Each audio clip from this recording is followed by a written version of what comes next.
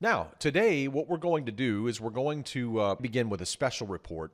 And today's special report, I think, will be very helpful, not only for many of you who've been here at Follow the Money for some time, but also for those of you who are new, which we do have many of you in the audience this morning who are new to Follow the Money.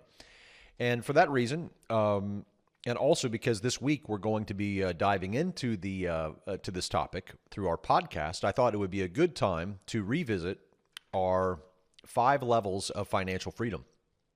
And I want to talk about the 5 levels of financial freedom here in the beginning of today's broadcast because the 5 levels of financial freedom really lay out the foundational steps for achieving what I would say is a financial plan that will really protect you from all manner of issues that can arise. It's a well thought out strategy that we've been teaching now for over a decade. And the 5 levels of financial freedom, by the way, before we get too far into it, I want to show you, if you go to our website and you hover over Follow the Money here at the top, there's several different things in the menu. Underneath Follow the Money, underneath Free Services, it says 5 levels of financial freedom right here. Well, if we click on that, it takes us right to the 5 levels of financial freedom on our website. You can also get there by just going to followthemoney.com/5 levels. And here is where we lay out the 5 levels of financial freedom that we have been using personally for many, many years, over a decade now. And I want to go through these this morning in this special report and just briefly cover what each of these levels are about, why they matter, why they're in the order that they're in. And what we'll do is certainly we want to take your questions along the way. So if you have any questions about the 5 levels as I'm providing this, overview, feel free to type those in, because I think this particular aspect, of our website is so unbelievably helpful for organizing your finances, preparing for whether it's retirement or college savings or whatever the case might be, whatever stage of life you're in, whether you're in the accumulation process or whether you're in the in retirement now and you're wanting to simply to improve your finances. The 5 levels of financial freedom, I think, are extremely helpful in that respect. Now, let's just take a look here at the bottom and we'll see, or actually let's just go to the next page and we'll look at the 5 levels and then we'll go into them in depth. Level number 1, where we all begin, this is where everything begins, is we build an emergency reserve. We're going to talk about what that means as we go through this special report this morning on the topic of the 5 levels of financial freedom. Level 2 is a focus upon asset, income, and life protection. Level 3, build and diversify financial reserves. Level 4, build and diversify investments. And level 5, advanced investing and speculative activities. Now, it must be said at the outset that what I've noticed over time is that there seems to be a propensity for individuals to kind of do this backwards because investing and speculative activities, trading, and many of these other risky types of approaches to your finances tend to be more attractive just in general. I mean, honestly, if you think about saving versus investing sounds better, right? If you talk about investing versus trading, oftentimes trading sounds better. If you're talking about, an old blue chip stock or a penny stock, the penny stock sounds better. I mean, that's just kind of how we're wired, perhaps. We're even though many of us are risk averse, we'll often take on more risk than we should. And so there's this kind of pull, I think, in man that just kind of draws him to take on speculative risk and before he should or she should. But then also there is another thing that causes us to kind of move down the levels and begin at the bottom and work our way back up to the top, is the fact that if you're in a situation where you haven't saved a lot or you don't have a lot of investments and you're playing catch up, Well, if you're playing catch up, then what you'll often do is you'll feel like, well, I've got to go hit a home run. So oftentimes people will take on excessive risk because they're trying to play catch up, and so therefore they have to take on. So they got every time they swing, like if we're using a baseball illustration, every time they swing, they are just swinging for the fences, like they're constantly trying to hit a home run. And that's understandable. I mean, everybody wants to hit a home run if you're playing baseball. But the point is that a good single is a great way to go, right? Or a double, that's great. But always trying to hit a home run, well, that can be exhausting. It can also be dangerous and risky. And I think it's often due to the fact that there may be a lack of savings or there may be a lack of investments. And so therefore there has to be some sort of excessive risk in order to reach those goals. Well, we disagree. We think there's a better way. Nothing wrong with swinging for a home run occasionally, certainly with money that you can afford to lose. But you know that we tend to be very cautious and very conservative in our approach. Even when it comes to, say, cryptocurrency, which much of the world may consider to be extremely risky, we do too. And that's why we only allocate 5% of all investment dollars to it. So that's how we manage risk. You have to manage risk through allocation, and but at the same time, there is a tendency, I think, within us to go all in, so to speak, and so to say, well, we'll just bet the farm on this one idea. Well, again, that's something that we definitely don't want to promote here at Follow the Money. We like the idea of diversification, broad diversification across various asset classes, because we just don't know what's ahead. That's the only way to protect yourself. This would go for any kind of asset. Those who would say, well, I'm going to go all in on real estate. Well, even though real estate is my personal favorite asset class out of all the different asset classes that I know of, I still wouldn't go all in on real estate. Why? Well, as we've said over and over again, because the rules of the game can change, right? Things can change. The tax laws can change. The benefits can change. And if you're all in, on one asset class, and then the rules of the game change, the IRS tax code changes, the Congress makes a new rule or whatever, ouch, same thing with stocks. Some people really like stocks. So, I'm going to go all in on stocks. Well, again, that may or may not be smart. Same thing with crypto, especially crypto. People say, I'm going to go all in on crypto. Easy now, right? Cool the jets. I mean, that's very risky, especially if you're putting your whole family's financial, fortune on the line, with crypto.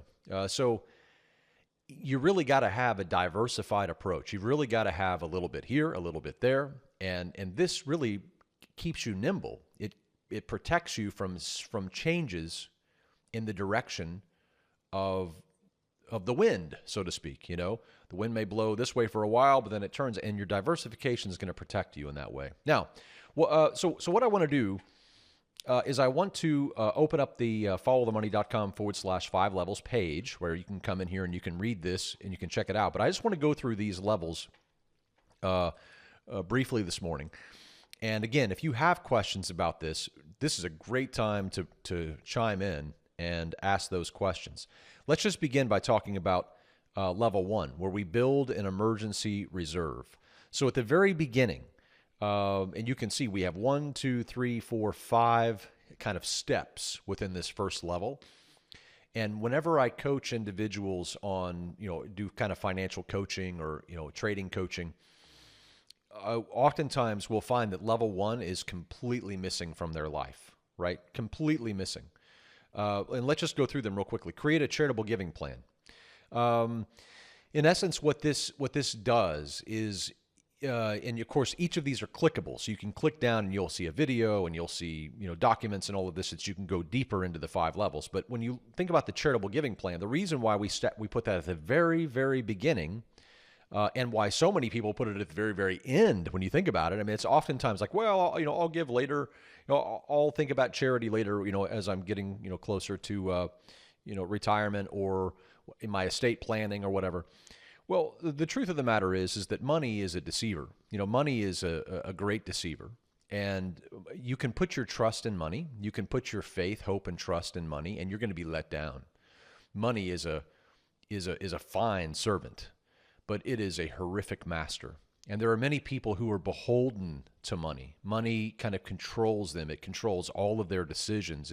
And I'm not talking about being a good steward. I mean, you do need to make decisions based upon, being a wise steward of your finances. We all need to be good stewards of what we have been given. But I'm talking about where it dictates your life, where you are really a servant of money, and you do whatever money wants you to do, and you do everything for money. Okay, well we have to break this. You can't be happy that way. You're going to feel hollow inside. You're going to be chasing after illusions, and it really won't bring a real meaning to life. And so therefore, at the very outset in our 5 levels of financial freedom, we want to break the power of money that money can have over us by saying, you know what, I'm going to do exactly the opposite of what money is designed for. When people design money, whenever the United States designed the United States dollar, whenever the monetary system was even created, the money was never designed to be given away, right? If you look at the capitalistic system, even here in the United States, it's not designed to be given away. It's designed to be earned. You got to go out and earn it. Okay, you got to go out and earn money. They talk about handouts. People aren't going to give you handouts. Okay, well, when it comes to money, money is designed in this system to be earned, right? To be earned. And so the idea of giving money, just giving money away, well, this is contrary to the idea of capitalism. This is contrary to the idea of money. I mean, the whole monetary system doesn't think that way. So the way that we break the power of money over our lives is we use it in a way that it's not intended to be used, right? And it's not intended to be given. It's intended to be earned. Therefore, if we can break that power, then we have done something very important in our lives. And that is, at the very outset, we think to ourselves, what kind of good do we want to do with the money that we are going to earn as a result of being good stewards? What do we want to do with it? And if we want to take all the money that we earn and use it only for me, myself, and I, well, there's a lot of people throughout history that we can study who will show you that that's not going to make you happy. It doesn't make you happy. Money doesn't make you happy. It really doesn't. I mean, it may improve your comfort level. It may improve different things, but it doesn't in and of itself bring the kind of wholeness and happiness and joy and peace in your life that you desire. So there has to be a strategy at the outset that says, look, I'm not just doing this for me, myself, and I. There's people around me who need help. There's people, who I can help. There's people who I have in the power I have in my power to bless and to help and to lift up and to encourage. And, and that takes on different forms. I've talked about giving so often because it's such an important thing to us. And I don't want to spend too much time focused on that this morning, but, I just want you to think about giving in many different ways. There's so many different ways to give. You say, well, I could just give to this institution. Well, you certainly can. But one of our personal favorite ways to give is just spontaneous giving. Anytime, and this is just a simple, small example. This is not like the whole thing, but I'm just kind of explaining just some real basic, simple things. Like one of my favorite things to do is, whenever I'm in a hotel, and I'm often, sometimes some years I'm in more hotels than I am, than others. But, for whatever reason, in a hotel, whenever I see the maid going through and cleaning all the rooms, my heart, I know they don't make a lot of money, and my heart goes out to them. So I always try to, just slip them a 20 or a 50 or $100 bill, and you'll never believe the face. You'll never believe the face. You'll never, or the same thing. We'll be out somewhere and we'll see a young couple, with young kids, and life is hard. It's tough. And maybe at a Walmart or something, and just walk up and just, hand them a $20 bill and say, hey, go buy yourself, or a $50 bill and say, hey, go buy yourself some dinner tonight. You don't know them. They don't know you. But guess what? you, when you see the face, when you see what it does, and I just kind of depend upon a leading for that. It's like, and I'll just kind of pray, and I'll just say, hey, Lord, as I'm kind of walking around this world, point people out that need a $50 bill. I'll be faithful to do it. Just show me, show me who needs it, because it's sitting here in my pocket and I don't have to have it right now.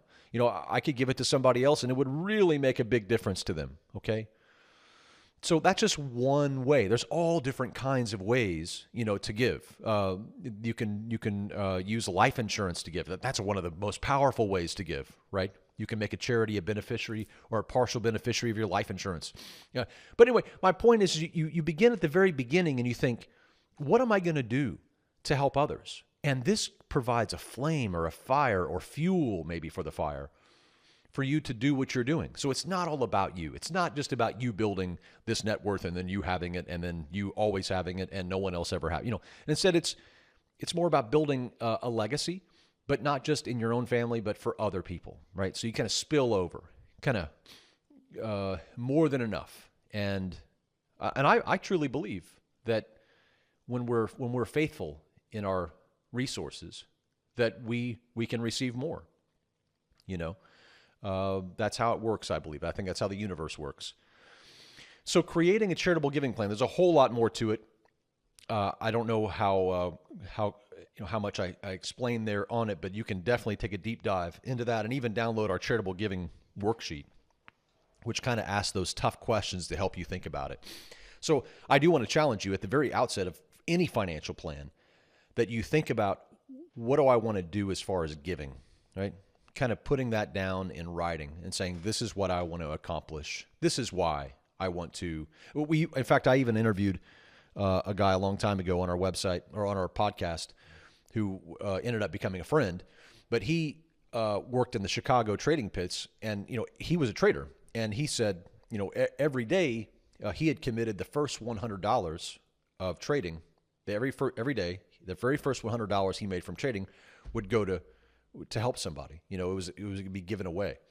So that means he had to at least make 100, every day of trading. So then, if he made 200, well, then he got to keep 100, but the first 100 went to. And so in other words, it provided fuel for him to go trade, because he knew he wasn't just trading for himself, he was trading for others. And I thought that was a great way to look at it. That was a wonderful way to incorporate giving into your trading strategy, for example. So anyway, giving, very, very powerful. Creating a go bag. So many of you have written into us over the years about how that has saved your hide. A 72-hour emergency kit. We explain what that's all about when you click on this link. At the very beginning of your financial plan, you should just be ready for anything. In the case of home fire or wicked weather or disasters, and we've had plenty, over the last, 13 years since we put out this 5 levels of financial freedom. And many of you have had that go bag. We have one go bag in our house. We have one go bag in our car. And we're ready at all times, in the event of something that happens, we're able just to bug out, we're able to go quick, know where water sources are around you, have some sort of, this goes to number 3 here, create 3 months of food and water supplies. We live on kind of a hobby farm and here in Northwest Arkansas. And what we do is we collect rainwater, using it for our garden, but we also have it as a backup supply. We have big blue barrels for water. And then of course we have water sources here on the property. We have a pond and, creek and stuff like that. So, but even if we didn't have that, we would want to know where the local water sources were. We grow our own food. We don't grow a ton of food, but we grow different types of food here on our little farm. And the thing is that that's really what we're talking about here. We're talking about, a strategy that prepares you for problems. And what if the power went out? What would you do? What if remember we just went through some supply chain constraints. That stuff can happen again. And stuff, stores are running out of, basic supplies, right? So what would happen? And it all depends where you live. In some places it might be worse, especially in bigger cities where you have more population density. So these are very important things to think of. Many people don't think about this when they think about their financial plan. This is what makes our 5 levels so radically different. is that many times people will just say, well, we got to go buy some stocks. Okay, well, that's part of your financial plan, but that's just a very small part. I mean, it's not the whole thing, Oh, I guess we have to go invest and go save. Okay, well, that's true. Those are true things, but it's not the whole plan. You're not going to be prepared. You're not going to, that's not going to insulate you from all the potential problems that could arise. So the 5 levels is really designed to kind of set you up for a worst case scenario. What could happen, and be ready for it. Be ready for anything. And then in level 1, we want to begin a systematic savings plan with the goal of saving at least 15% of your income each month, right? But you just got to begin where you can. So not everybody can start saving 15% off the bat. Some people, in fact, one person I was coaching, I'll never forget it. They said, there's no money that I can save. Like every penny goes to paying off credit card debt and all this other stuff. And so we said, okay, look, we're just going to save 1% then. We're going to cut out some spending. We found some ways to cut some spending. And we said, no, we're just going to save 1%. Okay, 1%. And then he started saving 1%. And then his wife was like, well, then she started cutting something. She said, well, now we can save 2%. Okay, and they started saving 2%. That's fine. And then they saved 3%. So, and they finally got to, a few years ago, they contacted me and said, we're at 15%. So the point is that that's awesome. You may not be able to get to 15% immediately, but that's the goal, right? Saving 15% of every dollar. That's your profit. That's your profit rate. We talk about the profit principle, right? In all labor, there is profit. Well, for many people, they labor, but they don't have a profit rate. I mean, they're just working for a living and then giving all the money to Walmart. They give all the money to Visa. They give all the money to Home Depot. They give all the money to the utility companies, right? It's all their money goes to corporations. At the end of the month, they don't have anything. They worked the whole month and they have nothing. They gave it all to corporations. They have zero. Okay? And so we have to say, no, we have to stop this insanity. We're not working for corporations. We're not working for utility companies. We're not, we have to save. We have to do something for our own future. We have to put money in the bank for a rainy day, and so if every month goes by and there's just no money for you, well, then you're like, well, what is this? So you have to have a profit rate. You have to determine your profit rate. And my suggested profit rate to you is 15%. You should say, I work for a profit rate of 15%. I keep 15 cents out of every dollar I earn. And that's important. That's very important that you have something to show for your labor. And then you can take that money and save and invest. Now, in level 1, we want to build 2 months of savings before we get out of level 1. So if you have a charitable giving plan, or if you've thought about charity, and you could also say, I don't want to give any money. Okay, well, that's up to you. I mean, all of these things, by the way, you don't have to do. You just got to say, okay, I don't want to go bag. I just want to wing it, if something happens, right? Or I don't want 3 months of food and water supplies. I don't care. I'll be fine. Or you could say, I don't want a systematic savings plan. I'll live without saving. You decide. You're the decider.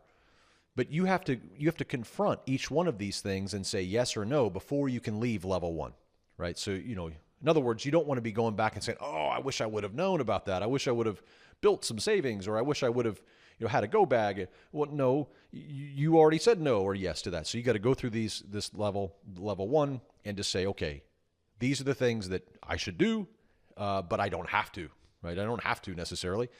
But anyway, so build 2 months of savings based on your current gross income. So, if you're making $3,000 a month, well, then you would want $6,000 in savings. Okay. And so therefore, there is level 1. Now, once we have completed level 1, we're able to start moving into level 2. And by the way, what I was saying to you earlier was that many people who are, well into their working years, they have, money in a 401k, they have a couple of houses, and they got a boat, and they got this and that. And many of them don't have level 1. They don't have level 1. They're not saving systematically. They don't have a liquid savings plan. They don't have any food and water supplies. They're not prepared if the lights go out. They don't know what they're doing as far as giving. I mean, so in other words, I was like, oh, I'll think about that later. Well, these things are front loaded, to prepare you for the worst. And like I've said, we've had so many people over the years contact us and say, I'm so glad that I didn't skip level 1. This stuff it becomes very important as you build your financial plan. Okay, now level 2. And I'm going to speed up here a little bit because we're running out of time for this segment. Level 2 is all about asset, income, and life protection. And again, these are things that you just kind of have to decide. I can't decide these for you. You got to decide it for yourself. But we first go through auto insurance, home insurance, and liability insurance. With auto insurance, oftentimes one of the things that I see whenever I consult with individuals is I will see that oftentimes very high income earners will be they want the cheapest insurance. They want the cheapest insurance. And there's a few things you don't buy cheap. One of them I can't say on the air. The other one is a parachute. And then the other one is insurance, right? You don't want cheap parachutes and you don't want cheap insurance. You want stuff that's going to cover you. And when it comes to auto insurance, you want to make sure that you are very much covered. That's when you get into your car, the danger level for your life goes up. You're more likely to die in that vehicle than you are, or be maimed in that vehicle than most other places you are during any given day. And number two, you're more likely to maim or hurt someone else more so than at any other time of your day, right? So when you're in this big moving vehicle, you need to have insurance that properly protects you. And oftentimes we're underinsured when it comes to that because we're trying to save money. Oftentimes when you have that savings, you can raise the deductible, and because you got money in the bank to cover it, and that way you can lower your costs and you can end up getting more coverage, So we like to go full coverage, and high deductibles because we have, the savings to cover that deductible in the event that we need it. Home insurance, very similar. It's a tragedy when somebody loses a home to wicked weather or a fire or something, but it's even worse when you find out that they didn't have a video of the valuables in their home. So they can't prove to the insurance company, well, I had this and I had that. Well, you should have had pictures, you should have had a video. So in other words, we really talk about that in this section. And liability insurance, also known as umbrella insurance. I just can't strongly recommend it enough that everybody that I've ever met needs an umbrella policy. If you're out living life and doing things, the liability umbrella policy kind of kicks in over and above your auto and home and provides even more limits. They typically are, $1 million coverage over and beyond your home and auto. And it's usually very cheap. It's usually like, $300 a year or something. It's pretty small price, but it really covers you in the event that your auto or home, doesn't cover what you need. And that's very, very important. Disability insurance, health insurance, and long-term care. This is your income protection. The greatest asset you have is not your RV sitting out on the driveway. It's not the house that you're living in. It's not, your rental properties, or it's none of those things. It's not your stock portfolio. Your greatest asset during your working years, I should say, is your income producing ability. And so if you lose that early in life, it can really derail the whole process of accumulating assets so that you can have a comfortable retirement and be able to do those things that you're wanting to do. And so disability insurance, most people can get that from work for a song. It's usually very cheap. And so I would run, not walk, to my HR department and say, do I have, am I covered by disability right now? And if not, I would say, sign me up. It's probably going to cost you very, very little out of your paycheck, but it's extremely important. And I would even encourage for some professions to have their own individual policy. Health insurance, of course, very, very important, very expensive too, but it's a huge way to go bankrupt. Of course, we do have some provisions for that now. The things are a little different, but still, health insurance, very, very important. And long-term care insurance. This is a very tough topic to talk about. Many people are struggle with that topic. It can be a very expensive kind of insurance. If not, you have to simply rely upon Medicaid, and then have the spend down provision where you have to spend down all of your assets before Medicaid kicks in. And so long-term care insurance can really make a difference. It can really bring peace of mind, but it can be expensive. So it's a decision you have to make. Finally, life insurance, wills, and trusts, where you're protecting your life. Life insurance is something that that I've been involved in now for many years. I'm a huge fan of life insurance. Many people don't understand why. I'm going to talk about that soon. I want to talk to you why life insurance, I think, is one of the most powerful assets, or powerful tools, I should say, that you can ever use. Most people think about it wrong. They think about in terms of, I just want to get the cheapest term possible, and that's good. I mean, that's really good. I mean, you definitely want that, especially for your young family. But life insurance has so many things you can do with it that people don't think about. So we'll be talking about some cool strategies there. Wills and trust. You need a will. If you don't have a will, guess what? The state has a will for you. They're going to send all your stuff through the probate court, and they're going to decide who gets what. If you have young children and you don't have a guardianship on them, guess what? The court's going to decide who gets them, right? So you've got to make these decisions. And if you want to be able to pull strings from the grave and even control when assets are dispensed and when they're dispensed and why they're dispensed, well, then you would want a trust, a revocable trust, irrevocable trust. So these are really powerful things that you can do in your own life that'll really empower you and protect you. And the reason why protection is so important is that as you're building a castle, we've often talked about this, but when you're building a castle, the first thing you want to do is build the moat before you build the castle. And this is why you see in old times, there would be a castle, but then there's like this big, huge moat around it. What's the moat for? Well, the moat is to keep out the robbers and the thieves who want to come in and pillage. And so the moat is there. And so you wouldn't build the moat later. You build the moat first, and then you build the castle. And so many people get it backwards. They build this huge, massive castle, and then something happens, and then they lose it. They're like, "Oh, I should have had the moat." Well, yeah. So we build the moat first, then we build the castle, right? And as the castle gets bigger, the moat should get bigger, right? And the moat is your protection. It's your auto, home, liability, disability, health, long-term care, life insurance, all of these things that bore many people because it's not not the funnest topic in the world, but nonetheless it's extremely important to your financial plan.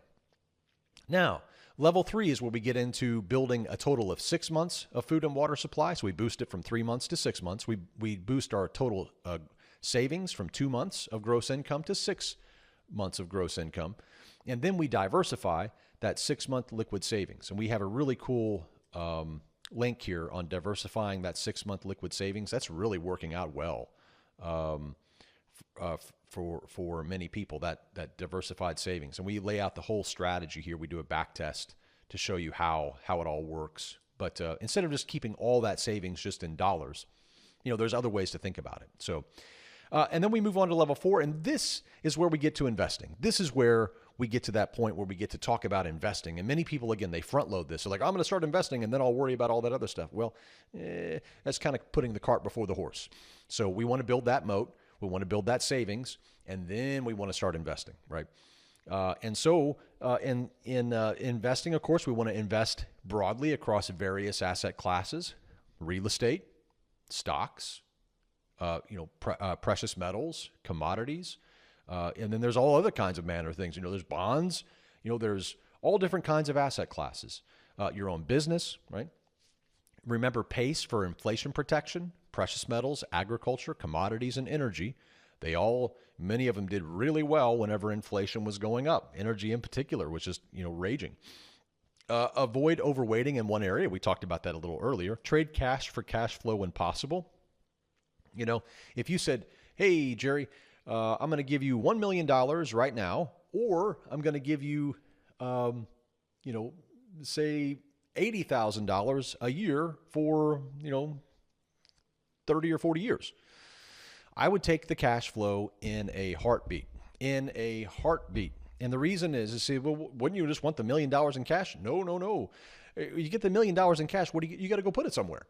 And now you got to go try to find, and it becomes a headache, right? And then you got to try to protect it and all that. But if you're just getting cash flow, we say, well, take the cash flow, So to me, whenever I can take a chunk of cash and trade it for cash flow, I'm usually all about that, right? So that's kind of what cash is for. To me, that's what cash is for. It's for creating cash flow. So trading cash for cash flow when possible, I think, is a good strategy. Also begin creating multiple streams of income. So we talk a lot about multiple streams of income. And in fact, we have our own income university here where we have 22 different income streams you can create both now and in retirement. You can click on this and go right to the income university. There's just tons and tons and tons of ideas. Then we finally move to level 5. And in level 5, this is where we get, we kind of reach the top. We've kind of reached the top level. And we only get to level 5 after we have gone through all the other levels. And remember, I want to stress this, like when we're talking about, say, level 3 here, where it says build a total of 6 months gross income saved. Well, That's our strong recommendation. You may say, I'm not going to care about that. I'm not going to do that. Well, that's up to you. As long as you say no to it, well, then you can move on, right? But I encourage you not to say no without really thinking through the ramifications. So anyway, when we get to say level 5, in level 5, this is where a lot of people just want to go right to. They want to put the cart before the horse. They say, well, I'm going to go open my own business. Well, you don't have any savings. You don't have any insurance. You're not protected. You don't even have you don't even have an investment yet. Okay, well, opening a business is a great idea, but you need to have some things in place beforehand. So this would be level 5. Stock and option trading strategies. Again, trading is a great activity. It's a fun activity. It can be something that's a great skill. But again, if you don't have any savings, if you're not properly insured, and you don't have a plan, then what's going on? You're just kind of maybe swinging for the fences. Internet and affiliate marketing, right? That's a powerful income stream that you can create. Venture capital, you can take cash that you've accumulated and help other businesses with it. That's a really cool strategy. And then real estate strategies, of course, buying and selling real estate, wholesaling real estate, flipping real estate. Renting real estate, all this kind of stuff. So there's so many different strategies, all those in the 5 levels of financial freedom. And I just want to stress to you that, all of this is available on our website. I encourage you to dig into it. And if you have questions along the way, as you're going through it, we love to help you. That's what we're here for. So if you have questions that we can address, that's very, very, very powerful. Joe L. says, as a P&C insurance agent, I appreciate you communicating the importance of insurance. Joe, you're my hero. I got to be honest. The people in the insurance world, the people who are out there in the insurance world, for the most part, I know there's some people who aren't, on the up and up, but many of them are good people, and they're doing very good deeds, helping people protect themselves from uncertainties. And so, and even with life insurance, Joe, one of the things that I love about life insurance is the fact that whenever somebody passes, and that's a tragedy in the family, and everybody's dealing with this sorrow and grief, and too many of us have, all of us have to go through this at some point in our lives. We have to lose a loved one, and that moment, whenever you're facing all of that pain and all of that grief and all of that confusion and the fog of grief, and you're getting these bills, and you got to pay this off, and then you got to deal with the final arrangements and all of this, and you're like, oh my goodness. But then here comes the life insurance guy with a check. The only guy who shows up with a check, the only guy at that very moment of your grief, the only guy who walks up with a check is the life insurance agent. What an honorable profession that is. A person who shows up to help the vulnerable. To me, it's a very honorable profession. So that's how I view it. And Amy, so thank you, Joe, for your service out there, because I think it's powerful. And as a P&C insurance agent, I'm sure you also offer life insurance as well, or have life insurance in your office or somewhere. So all of them very valuable. Amy K. Amy says, a revocable trust is very easy and relatively affordable to set up. Yes, absolutely. And while a revocable trust really won't protect you from, estate taxes and things along these lines, it does give you a lot more flexibility. The revocable trust gives you a lot, and it won't protect you necessarily from creditors and all of this, but it does provide you, it certainly gets you out of your state's intestacy laws. It gets you outside of the whole probate issue with the revocable trust. It's a very, very powerful strategy. Thank you, Amy. Okay, so tomorrow we're going to be talking about this a bit more on our podcast for this week. We're going to be talking about the roadmap to financial freedom. So if you're more, if you want to hear more about the 5 levels, I'll be talking more about it on this week's podcast. So be sure to tune into that. And also don't forget to check out that page on our website, followthemoney.com/5 levels. And, I don't mention it hardly at all. I rarely mention our consulting that we do here, but if you do have a question and you say, I need to talk to Jerry, I want to talk to you, I want to bounce something off you, or have an idea, or, and that's part of being a member here. So you can always reach out and just contact us and say, hey, can I set up a free 15-minute consult with Jerry? I just need to talk to him, or I have a question, or I have this problem, or, I'm here. I'm here to help. That's what we do. So don't ever hesitate to reach out. If you just want to chat for 15 or 20 minutes and you have a question or a problem or a concern or a financial issue, and if I can't help you, then I can certainly put you in touch with somebody who can. So we obviously have a very big network here. So always here to help. Just don't ever hesitate to reach out to us. Don't forget that you have access to that.